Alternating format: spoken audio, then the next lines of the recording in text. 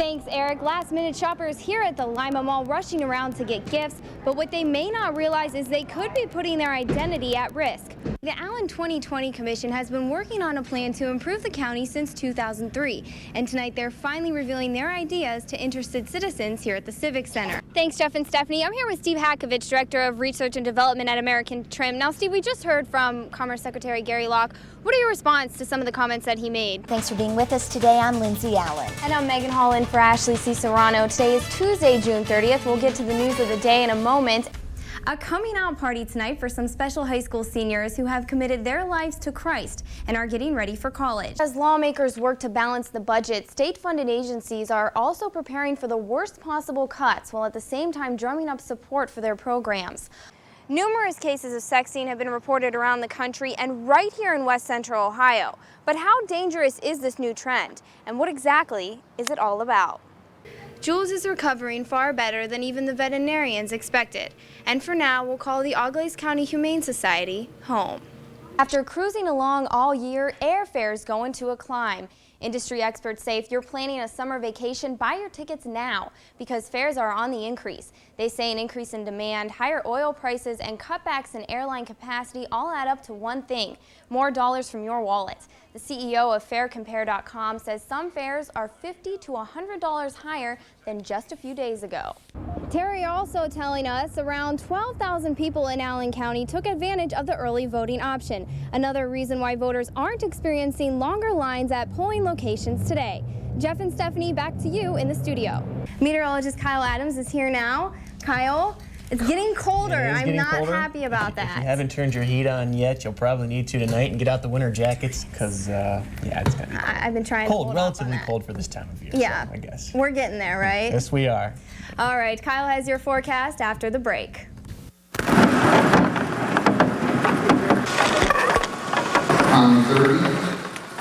Playing bingo is an escape for Jan Bigelow, something she does to keep her mind off other worries, particularly her retirement investments. I don't want to lose my home. I don't want to lose our 401k or our investment. What would we live on? Bigelow, like many Americans, is left wondering if her money will be safe. Fed Chairman Ben Bernanke faced questioning along that line on Capitol Hill last week. Is it fair to tell my Main Street people back home that their stock portfolios are going to decrease dramatically? Very likely. And their 401ks and retirement programs? Very likely. I mean, everything has went up so bad. If we lose our money that my husband has worked so hard for all his life, with all this buyout and everything, are we guaranteed our money? No, they don't care about us. Those playing bingo here at the Civic Center aren't the only ones worried about the state of the stock market. Small business owners in town say they're already feeling the impact. Basically, everything's shut down. I mean, nobody wants to have... Everybody wants to take care of the necessities first, and that's what's most important. And blacktop definitely is a necessity. It's just a luxury, basically, of life. And business has gone downhill. There's nobody calling or anything. Bushong says he doesn't know what he'll do if business doesn't pick up soon. I have no idea what I'm going to do for my bills. I'm going to have to get some kind of job, McDonald's or something. On the surface joking, but facing an uncertain future underneath that nervous chuckle. In Lima, Megan Hall, your news now. Looks of surprise and awe on faces in the crowd as the freshman senator from Illinois took time to walk the line after the church service. Obama embracing members in a large crowd convened across the street, including JoJo Clark, who patiently waited on the line in anticipation of seeing the senator. I'm just ecstatic just to see him. I'm ecstatic. After word spread of Obama's stop here at St. Luke's, a large crowd gathered and were just hoping to get a glimpse of the senator. We all had short notice. I had cookies in the oven, I had beans on the stove, but heck, I threw on what I had and came down here to see Senator Obama. And they got their wish.